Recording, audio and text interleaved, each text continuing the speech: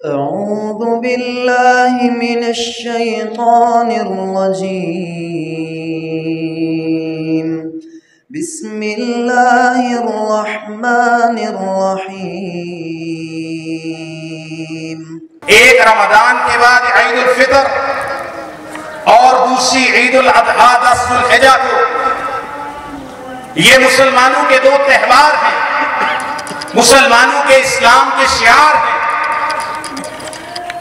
اور نبی کریم صلی اللہ علیہ وآلہ وسلم قربانی کیا کرتے تھے۔ کون سی قربانی؟ جو قربانی سیدنا ابراہیم اور سیدنا اسماعیل علیہ السلام نے اللہ تعالیٰ کے سامنے حضور پیش کر دی، وہ قربانی جس کو ہم نبی پاک صلی اللہ علیہ وسلم اور ابراہیم علیہ السلام کی سنت کو تازہ رکھتے ہوئے ثواب کی غرض سے کرتے ہیں، اس قربانی کے بارے میں اللہ تعالیٰ قرآن مجید کے اندر فرماتے ہیں انما یتقبل اللہ من المتقین، اللہ تعالیٰ قربانی صرف متقی لوگوں کی قبول کرتے ہیں۔ متقی کون ہے؟ جس کے دل میں اللہ کا ڈر ہو۔ ابو ذر رضی اللہ تعالیٰ عنہ کو نبی پاک صلی اللہ علیہ وسلم نے فرمایا اتق اللہ حیثما کنت واتبع السیئۃ الحسنۃ تمحوها وخالق الناس بخلق حسن۔ 3 وصیتیں نبی پاک نے فرمائی۔ آپ نے فرمایا ابو ذر جس حالت میں بھی ہو اللہ تعالیٰ سے ڈرتے رہنا۔ وہ ڈر جو مسجد میں ہے، جو کعبۃ اللہ میں ہے، جو روزے کی حالت میں ہے، جو لوگوں کی جلوت کے اندر تقویٰ نظر آتا ہے، یہ خلوت میں بھی ہونا چاہیے، بازار میں بھی ہونا چاہیے، دکان پہ بھی ہونا چاہیے، رشتہ داروں کے ساتھ معاملات کرتے ہوئے بھی ہونا چاہیے۔ نبی کریم صلی اللہ علیہ وسلم نے فرمایا انسان کے جسم کے اندر سب سے قیمتی ایک گوشت کا ٹکڑا ہے، اذا صلحت صلح الجسد کلہ واذا فسدت فسد الجسد کلہ۔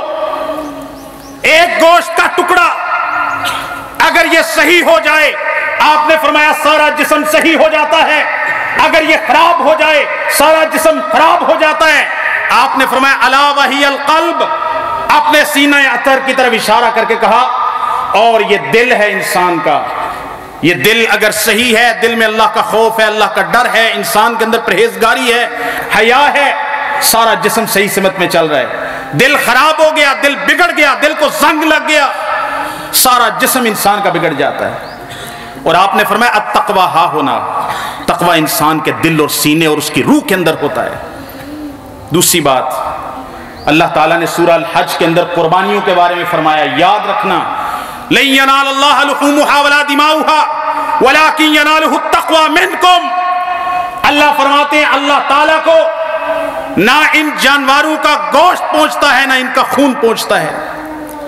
گوشت تم کھا جاتے ہو، فقراء کو دیتے ہو، اعزاء و قارب کو دیتے ہو، استعمال کر لیتے ہو، خون زمین پہ بہہ جاتا ہے۔ وَلَٰكِن يَنَالُهُ التَّقْوَىٰ مِنْكُمْ، اللہ تعالیٰ کو تمہارے گوشت، تمہاری قربانیاں اصلاً یہ نہیں چاہیے، اللہ تعالیٰ کو تمہارے دل کا تقویٰ اور خوف اور ڈر اور رب کا تقرب اور تعلق چاہیے۔ تیسری بات اس تعلق سے کہ جو قربانی ہم کر رہے ہیں یا کرنے جا رہے ہیں، اس قربانی کی ایک تاریخ ہے۔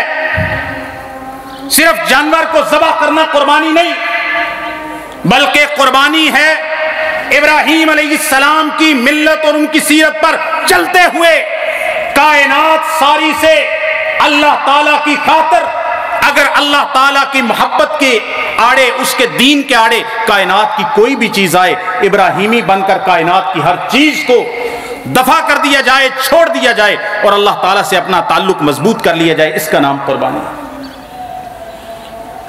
چوتھی بات حیا کے تعلق سے ہے۔ نبی کریم صلی اللہ علیہ وسلم نے فرمایا ایمان کے 70 سے زیادہ حصے ہیں، والحیاء شعبۃ من الایمان، حیا ایمان کا ایک بہت بڑا حصہ ہے۔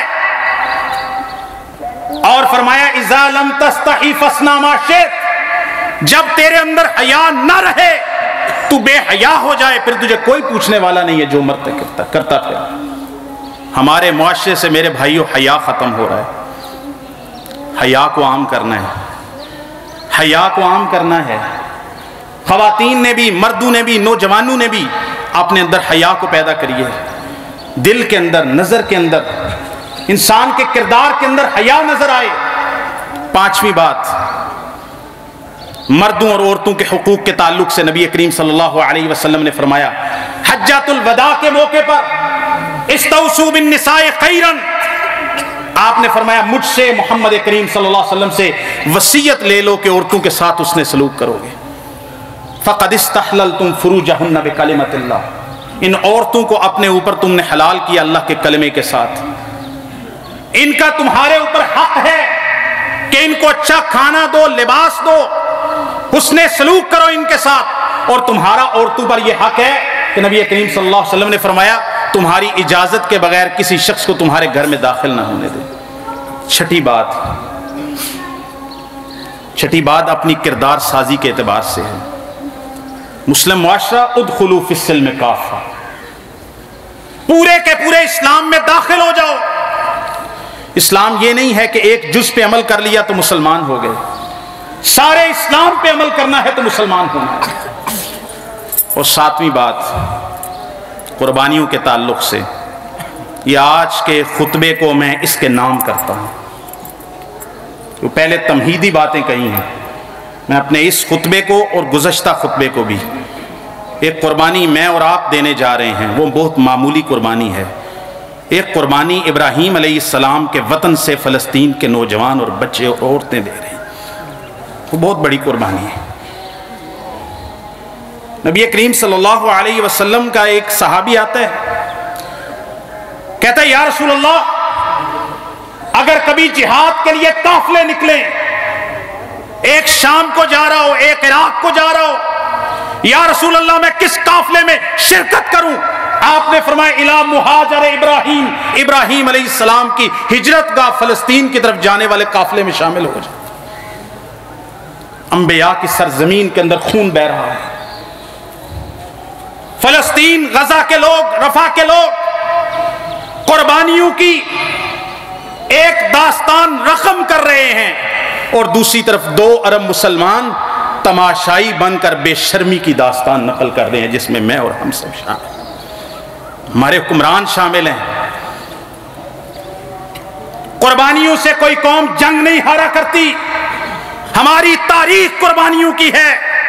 سیدہ سمیہ رضی اللہ تعالی عنہا، جناب عمار ابن یاسر کی والدہ، جناب یاسر کی زوجہ، مکہ کے اندر 2 اونٹ مخالف سمت میں کھڑے کر کے، مکہ کے ظالموں نے کلمہ توحید کی وجہ سے مخالف سمت میں کھڑا کر کے اونٹوں کو ان کے ساتھ ان کی ٹانگوں کو باندھ کے 2 حصوں میں تقسیم کر دیا۔ نبی پاک نے فرمایا اول شہیدۃ فی الاسلام، اسلام کے لیے اگر قربانی دی ہے سب سے پہلی قربانی کسی مرد کی نہیں ہے، ایک عورت کی ہے، اس کا نام سمیہ ہے۔ ہماری تو داستانیں قربانی کی ہیں،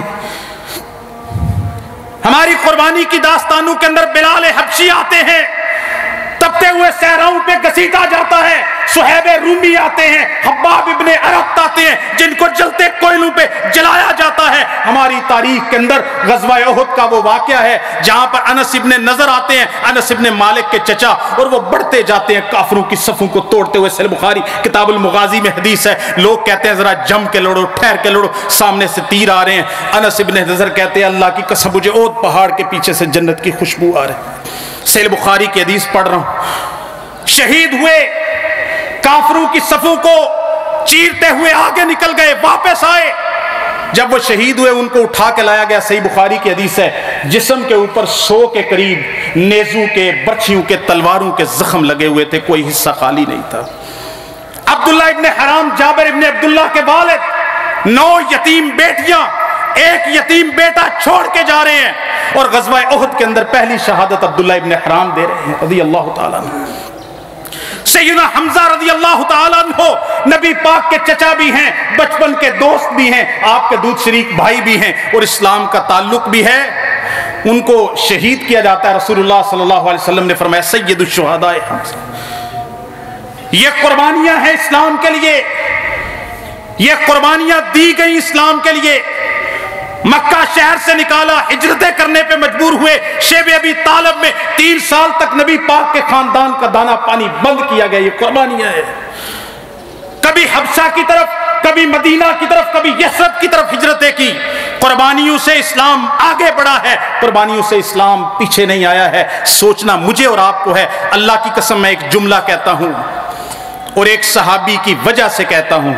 ایک صحابی گئے ایک غزوہ لڑنے کے لیے، ان کو تیر مارا ایک کافر نے، ان کے سینے کے اندر تیر لگا، صحیح بخاری کی حدیث ہے۔ اس نے آسمان کے اندر پکار کے کہا فزت ورب الکعبہ، اللہ کی قسم، کعبہ کے رب کی قسم، میں آج کامیاب ہو گیا۔ میں اس مثال سے کہتا ہوں اللہ کی قسم غزہ کے بچے کامیاب ہو گئے، غزہ کی عورتیں کامیاب ہو گئی، غزہ کے سجیلے جو نوجوان کامیاب ہو گئے۔ ناکام ٹھہرے تو 2 ارب مسلمان جو ان کا تماشا دیکھ رہے ہیں۔ آخر میں خوشخبری کی بات بھی ہے، ہمارا دل دکھتا ہے۔ نبی پاک صلی اللہ علیہ وسلم نے فرمایا المسلم اخو المسلم، مسلمان مسلمان کا بھائی ہے، اس پہ خود ظلم نہیں کرتا، ولا یخذلہ، اور اس کو ظلم میں بے یار و مددگار نہیں چھوڑتا۔ میں نے عید الفطر کے خطبے میں بھی کہا تھا، آج بھی وہی جملہ دہراتا ہوں، اللہ کی قسم ہم نے غزہ کے معصوم بچوں کو، عورتوں کو، اپنی بہنوں کو، ملت اسلامیہ کی بیٹیوں کو، بلکہ یوں کہوں تو محمد کریم کی روحانی بیٹیوں کو ہم نے بے یار و مددگار چھوڑ دیا۔ ہمارا ایمان کدھر گیا؟ ہمارا اسلام کدھر گیا؟ ہمارے حکمرانوں کے نعرے کدھر گئے؟ نظریہ پاکستان کدھر گیا ہے؟ لیکن خوشخبری کی بات ہے، فلسطین کی سرزمین ایک تاریخی سرزمین ہے، اس میں مسجد اقصی ہے، مسلمانوں کا تیسرا مقدس ترین مقام ہے، اور اسی سرزمین کے اندر اسلام کی، مسلمانوں کی فیصلہ کن جنگ اینڈ آف دی ٹائم کے اوپر قرب قیامت اسی سرزمین پہ لڑی جانی ہے۔ مہدی کے لشکروں نے وہی کوچ کرنا ہے، وہی جہاد ہونا ہے۔ اور نبی پاک صلی اللہ علیہ وسلم نے فرمایا، صحیح بخاری کی حدیث پڑھتا ہوں، لا تقوم الساعة حتی تقاتل الیہود، اس وقت تک نبی پاک نے فرمایا قیامت قائم نہیں ہوگی جب تک کہ تم یہود سے قتال اور جہاد نہ کر لو۔ ایک وقت آئے گا، ایک یہودی کسی پتھر کے پیچھے، کسی درخت کے پیچھے چھپے گا، وہ پتھر کہے گا ورائی یہودی یا مسلم یا عبداللہ، اے مسلمان، اے اللہ کے بندے، میرے پیچھے یہودی چھپا ہے، آجا فقتل ہو، اس کی گردن کو تن سے جدا کر دو۔ یہ خوشخبری ہے امت محمد کے لیے۔ ہم ہوں گے یا نہیں ہوں گے؟ ہم نے اس میں حصہ ڈالا یا نہیں ڈالا؟ میں ایک جملہ کہتا ہوں، احمد دیدات کہا کرتے تھے، انہوں نے کہا اسلام کو آخر غلبہ ملنا ہے، اسلام نے جیت جانا ہے، اسلام جیت جائے گا۔ قرآن میں رب کا وعدہ ہے، نبی پاک کا وعدہ ہے، اسلام نے جیت جانا ہے، چاہے تم اسلام کا ساتھ دو یا نہ دو، تمہارے ساتھ یا تمہارے بغیر اسلام جیت جائے گا۔ لیکن مسلمانوں، اسلام کے بغیر تم ہار جاؤ گے۔ اسلام عقیدہ، توحید، قربانی ہمیں سکھاتی ہے، جان کی قربانی، مال کی قربانی، وطن کی قربانی، جو قربانی دینی پڑے، خواہشات کی، رسم و رواج کی، ہر طرح کی قربانی۔ آخری بات کرتا ہوں، دجال یہودیوں کا مسیحا ہے اور ہمارا بھی ایک مسیحا ہے۔ ہمارا مسیحا کون ہے؟ ذرا بول کے بتاؤ۔ عیسیٰ علیہ السلام۔ میں نے یہ کہا تھا ایک خطبے میں عید کے، یہودیوں کا مسیحا جس کا وہ انتظار کر رہے، وہ کانی آنکھ والا بہنگا دجال ہے، اور ہمارا مسیحا جس کے آسمان سے آنے کا ہم انتظار کر رہے ہیں نبی پاک کی حدیثوں کی وجہ سے، اللہ تعالیٰ کے قرآن کے اندر بشارتوں کی وجہ سے، وہ عیسیٰ ابن مریم علیہ السلام ہے۔ ان کے مسیحے کو، دجال کو، ہمارا مسلمانوں کا مسیحا، یہ نبی پاک کی حدیث ہے، سنن ابی داؤد وغیرہ میں موجود ہے، ان المسیح ابن مریم علیہ السلام یطلب الدجاج حتی یدرکہ عند باب لد فیقتلو۔ مسیح ابن دجال مسیح ابن مریم علیہ السلام دجال کا پیچھا کرتے کرتے جائیں گے، یہاں تک کہ اسی فلسطین کے شہر کے، لد شہر کے دروازے کے پیچھے اس کو پائیں گے اور اس کو قتل کر دیں گے۔ اور ایک صحیح مسلم کی روایت کے اندر آتا ہے، جب عیسیٰ علیہ السلام کو دجال دیکھے گا، وہ ایسے پگھل جائے گا جیسے پانی کے اندر نمک پگھل جاتا ہے۔ خوشخبریاں ہیں ان دی اینڈ، لیکن ابھی آزمائش کی گھڑی ہے۔ میں اتنا ہی کہہ سکتا ہوں، شورش کاشمیری کہا کرتے تھے کہ انقلاب ایک وقت نہیں آتا، پہلے انقلاب ذہنی آتا ہے۔ میں یہ تو کہتا ہوں کہ اپنے آپ کو ذہنی طور پر میں اور آپ یہ تیار تو کر لیں کہ یہودی ہمارے دشمن ہیں، ہم نے یہودیوں سے نفرت کرنی ہے، ہم نے یہودیوں سے لڑنا ہے، ہم نے اسلام پر پہرا دینا ہے، خود پورا مسلمان بننا ہے، اپنی نسلوں کو یہ پڑھا کے جانا ہے کہ یہودی ہمارے دشمن ہیں، ہم نے جب بھی موقع ملا یہودیوں کو قتل کرنا ہے، درخت کے اور پہاڑ کے پیچھے سے، پتھر کے پیچھے سے ڈھونڈ کے بھی قتل کرنا ہے۔ یہ ہم نے ذہن سازی تو کرنی ہے۔ اور وہی بات جو پچھلے خطبے میں کہی تھی، ہم تو عوام ہیں، نہ ٹینک ہے نہ توپ ہے، ہمارے پاس حکومت ہے۔ وہ تو جن کے پاس حکومت ہے وہ اپنی لڑائیوں کے اندر لگے ہوئے ہیں۔ بھائی ہم اسرائیلی پروڈکٹس کا بائیکاٹ نہیں کر سکتے؟ پڑھے لکھے لوگ بیٹھے ہوتے کہتے ہیں بہت ساری چیزیں، یار ایسی چیز جو ہماری بیسک نیڈز میں نہیں آتی، جس کا زندگی موت کے ساتھ تعلق نہیں ہے، کوک ہے، پیپسی ہے، میکڈونلڈ ہے، KFC ہے، ان کو کبھی بندہ زندگی میں نہ کھائے، اس کا کوئی نقصان نہیں ہو جاتا۔ ان اسرائیلی پروڈکٹس کا بائیکاٹ کرو۔